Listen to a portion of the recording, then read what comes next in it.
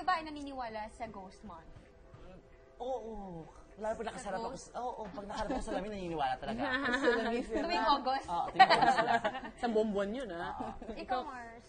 Hindi masyado. Hindi mo siya. Talaga? Pero pag yung mama ko, pag sinasabi niya, ay, ghost month ngayon, ganyan-ganyan. So ano yung pinagbabawal Kasi niya yung pag birds ghost yung- month? Ha? Ano, may mga pinagbabawal ba siyang gawin ninyo pag ghost Kasi month? siguro yung mga big decision or mga ganon. Pero hindi ko masyadong, Iniisip.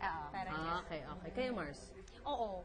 Pinapractice namin kasi may dad, meron siyang lahi na Chinese. So okay. parang ang natatandaan ko lang, every ghost month, walang magpapakasal, walang magsisimula ng project, walang magtatayo ng, kumbaga, walang mag-uumpisa ng yun yung starting Oo. or in beginning. So minsan, pag may ganun, hinahabol namin ng end of July, simulan na. Para hindi Okay. masimulan ng ghost month. Okay. Ikaw, Mars? Sa amin, nakikiuso lang ako. Oh my God, ghost month! Kasi nga daw, ang sabi nila, walang mawawala. Oo. So far kasi, pag ghost month kasi, huwag tayo masyadong panic or matatakot. Okay? Kasi yung ghost month, meron tayong mga preparation na kailangan natin i-offer lang sa mga ghosts or mga spirit. Kasi ito na yung panahon na pwede sila lumabas sa hell. Kasi open yung gate ng hell na pwede silang mag-enjoy dito sa dimension natin. Okay. So, ano ginagawa nila pag pumupunta sila sa dimension natin? They want mga food, they want to parang roam Shopping? around. Chika!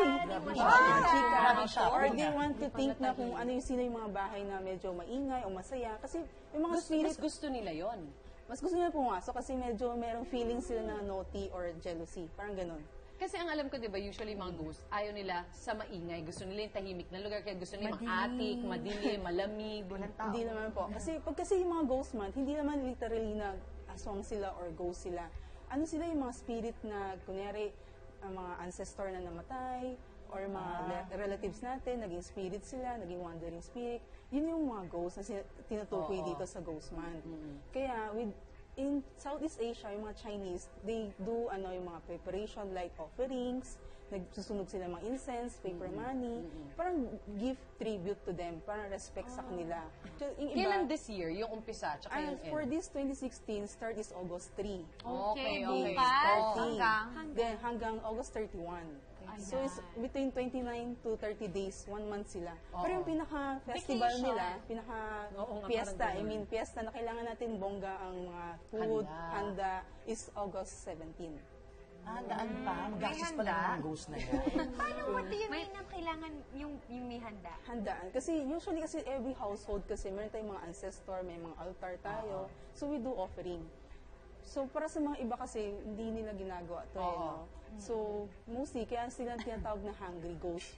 Minsan may rinig kang ganun, hungry ghost Yes, correct. Gutom sila. Kasi some family, pag once na pass away yung mga ancestor nila or descendant nila, nakakalimutan ng bigyan sila ng pagkain.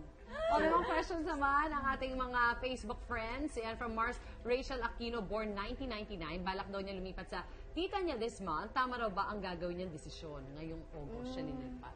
So, para sa kanya is 1999. So, year of the rabbit po siya. So, first thing, ang advice ko is i-check din yung animal sign ng tita niya. Okay.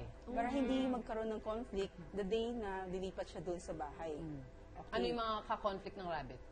Usually, wag sana rooster.